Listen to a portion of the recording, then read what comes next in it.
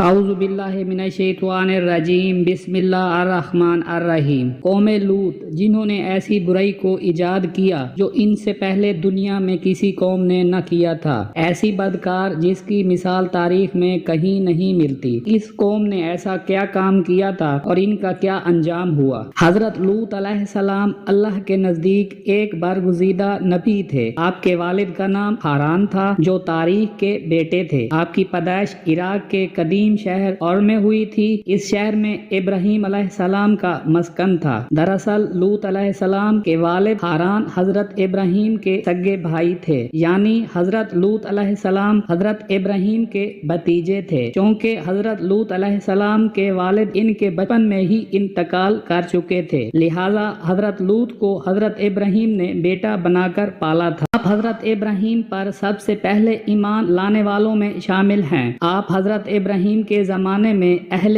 سدوم کی رہنمائی کے لیے نبوت کے منصب پر فائز ہوئے۔ حضرت لوط کے بہت سارے معجزات ہیں۔ آپ جس وقت بارش کے لیے دعا کرتے تھے تو آسمان بادلوں سے بھر جاتا اور خوب بارش ہوتی۔ حضرت لوط جس پتھر پر بھی سر رکھ کر سوتے اس پتھر پر آپ کے سر مبارک کا نشان بن جاتا۔ سدوم وہ علاقہ تھا جہاں لوط علیہ السلام محبوس فرمائے گئے۔ سدوم کے آس پاس 5 نہایت ہی خوبصورت شہر آباد تھے، جن میں سے ہر ایک کی آبادی 1 لاکھ نفوس سے زیادہ ہی تھی۔ یہ علاقے نہایت سرسبز و شاداب اور قدرت کے فیاضی کا حسن شہکار تھے۔ یہاں باغات کی کثرت تھی، لہلہاتی کھیتیاں یہاں کی ضرورت سے کہیں زیادہ تھیں۔ اردن، شام اور اسرائیل کے درمیان بسا ہوا یہ علاقہ نہایت ہی زرخیز تھا۔ وہاں طرح طرح کے اناج، پھل، میوے بکثرت پیدا ہوتے تھے، اور یہی وجہ تھی کہ آس پاس کے بستیوں کے لوگ بھی اپنی معاشی اور غذائی ضرورت کے لیے ان بستیوں کی طرف آتے تھے۔ مگر یہ بات اہل سدوم کے لوگوں کو بالکل بھی پسند نہ تھی۔ ان کے خیال میں ان کی بستیوں میں پیدا ہونے والے پھلوں اور اناجوں اور سبزیوں پر صرف ان کا ہی حق تھا۔ وہ نہیں چاہتے تھے کہ دوسری بستیوں کے لوگ ان کے علاقوں میں آئیں۔ ایک دن سدوم کے لوگ اس بات پر غور و فکر کر رہے تھے کہ باہر سے آنے والے لوگوں کو یہاں آنے سے کیسے روکا جائے کہ ابلیس ایک بزرگ کی شکل میں ان کی محفل میں آیا اور کہا، اگر تم ان سے پیچھا چھڑانا چاہتے ہو تو میرے کہنے پر عمل کرو۔ اس اجنبی بزرگ کی بات لوگوں نے بہت توجہ سے سنی۔ ابلیس نے کہا، میں کل بتاؤں گا۔ دوسرے دن ابلیس ایک خوبصورت اور جوان لڑکی کے بھیس میں آیا اور انہیں اپنی عورتوں کے بجائے مردوں کے ساتھ فعل بد کرنا سکھایا۔ ابلیس نے کہا، جو تمہاری بستی میں آ جاتے ہیں تو ایسا کرو کہ جب بھی کوئی شخص تمہارے علاقے میں آئے تو تم لوگ زبردستی اس کے ساتھ اپنی خواہش پوری کرو۔ اس طرح یہ لوگ اس بستی میں آنا چھوڑ دیں گے۔ اپنی نفسیاتی خواہشات کے لیے مردوں سے بدفعلی اس قوم کا دستور بن گیا تھا۔ یہاں بے حیائی عام ہو گئی تھی۔ حکمراں، سردار، ہر طبقے کے گھر گھر یہ عمل پھیل گئی تھی۔ بھری محفل میں یہ لوگ اس بدکاری کے کام کو کر کے خوش ہوتے تھے۔ کوئی بھی محفل اس کام کے بغیر ادھوری سمجھی جاتی تھی۔ خاص کر مسافروں میں سے کوئی خوبصورت لڑکا ہوتا تو یہ لوگ اسے اپنا شکار بنا لیتے۔ تلمود میں لکھا ہے کہ اہل سدوم اپنی روزمرہ کی زندگی میں سخت، ظالم، دھوکے باز اور بد معاملہ تھے۔ کوئی مسافر ان کے علاقے سے بخیریت نہ گزر سکتا تھا۔ کوئی غریب ان کی بستیوں سے روٹی کا ایک ٹکڑا نہ پا سکتا تھا۔ بارہا ایسا ہوتا تھا کہ باہر کا آدمی ان کے علاقے میں پہنچ کر فاقوں سے مر جاتا اور یہ اس کے کپڑے اتار کر اس کی لاش کو برہنہ دفن کر دیتے۔ اپنی وادی کو انہوں نے ایک باغ بنا رکھا تھا جس کا سلسلہ میلوں تک پھیلا ہوا تھا۔ اس باغ میں وہ انتہائی بے حیائی کے ساتھ اعلانیہ بدکاریاں کرتے تھے۔ حضرت لوط علیہ السلام نے انہیں توحید کی دعوت دی اور بدکاری کے اس گھنونے عمل سے توبہ کرنے کا حکم دیا۔ حضرت لوط نے کہا، تم بے حیائی کیوں کرتے ہو؟ کیا تم عورتوں کو چھوڑ کر لذت حاصل کرنے کے لیے مردوں کی طرف مائل ہوتے ہو؟ حقیقت یہ ہے کہ تم احمق لوگ ہو۔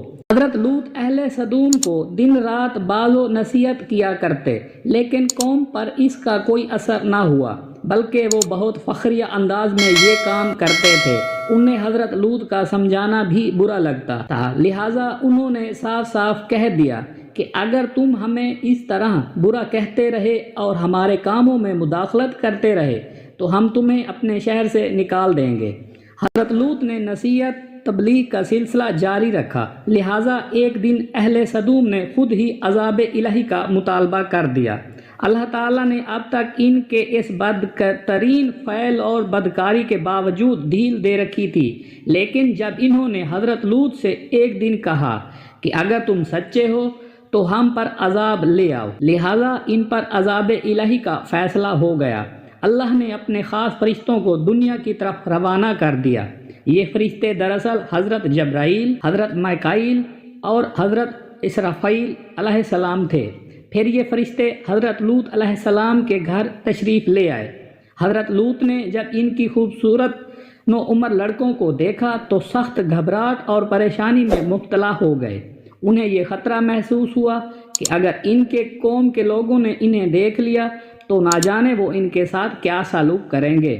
حضرت لوط علیہ السلام کی بیوی کا نام وائلہ تھا۔ اس نے آپ پر ایمان نہ لایا تھا اور وہ دراصل منافق تھی، وہ کافروں کے ساتھ تھی، لہٰذا اس نے جا کر اہل سدوم کو یہ خبر دے دی کہ لوط کے گھر نوجوان لڑکے مہمان ٹھہرے ہوئے ہیں۔ یہ سن کر بستی والے دوڑتے ہوئے حضرت لوط کے گھر پہنچے۔ حضرت لوط نے کہا، اے قوم، یہ جو میری قوم کی لڑکیاں ہیں یہ تمہارے لیے جائز اور پاک ہیں، اللہ سے ڈرو اور مجھے میرے مہمانوں کے سامنے رسوا نہ کرو۔ کیا تم میں سے کوئی بھی شائستہ آدمی نہیں؟ حضرت لوط کی بات سن کر وہ لوگ بولے، تم بخوبی واقف ہو کہ ہمیں تمہاری بیٹیوں سے کوئی حاجت نہیں، اور جو ہماری اصل چاہت ہے اس سے تم بخوبی واقف ہو۔ قوم لوط کے اس بے شرمانہ جواب سے اندازہ لگایا جا سکتا ہے کہ وہ فعل بد میں کس حد تک مبتلا ہو چکے تھے۔ جب حضرت لوط علیہ السلام کی قوم ان کے گھر کی طرف دوڑتی ہوئی آئی تو حضرت لوط نے گھر کے دروازے بند کر دیے اور ان نوجوانوں کو ایک کمرے میں چھپا دیا۔ اس بدکار لوگوں نے آپ کے گھر کا گھیراؤ کیا ہوا تھا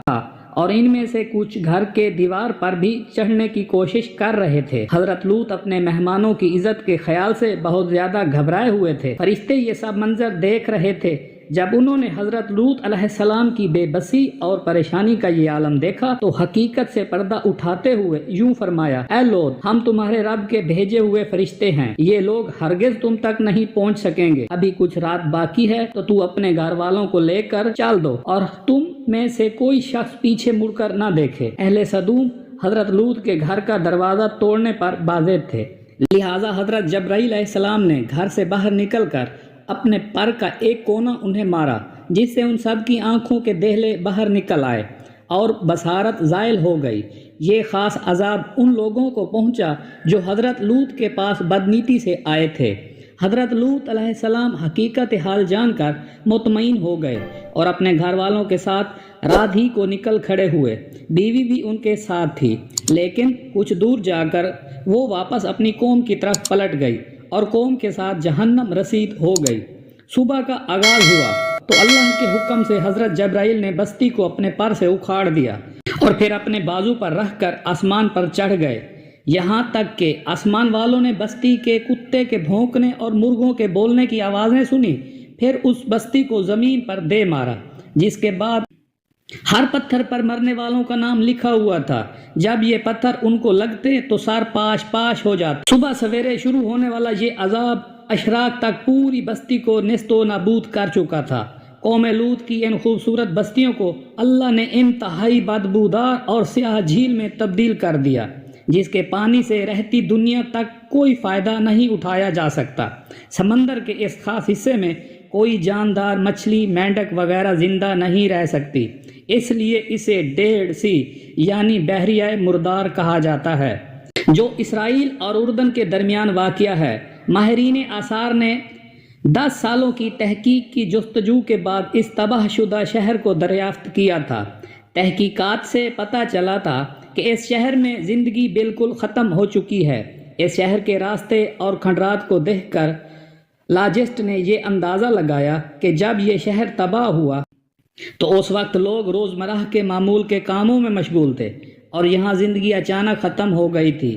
اہل سدوم جنہیں پتھر بنا دیا گیا تھا، ان کے بت اب تک بحیرہ مراد کے پاس موجود ہیں، جو تا قیامت لوگوں کے لیے ایک عبرت ہے۔ آج یورپی ممالک میں انسانی آزادی کے نام پر اس بدکاری کی اجازت دی جاتی ہے اور اس فحش عمل کو فخر سمجھا جاتا ہے، مگر حقیقت یہ ہے کہ ہم جن پرستی سے بالکل فطرت کے خلاف ہے، جس سے انسانی معاشرے تباہ و برباد ہو جاتے ہیں۔ روایتوں کے مطابق ایک مرتبہ حضرت سلیمان علیہ السلام نے شیطان سے پوچھا کہ اللہ کے نزدیک سب سے بدترین عمل کیا ہے؟ ابلیس بولا، جب مرد مرد سے بدفعلی کرے اور عورت عورت سے خواہش پوری کرے۔ حضرت ابن عباس سے روایت ہے کہ رسول اللہ صلی اللہ علیہ وآلہ وسلم نے فرمایا کہ اس شخص پر اللہ پاک کی لعنت ہو جو قوم لوط والا عمل کرے۔ ویڈیو پسند آئی ہو تو پلیز چینل کو لائک اور سبسکرائب ضرور کریں، شکریہ، مہربانی۔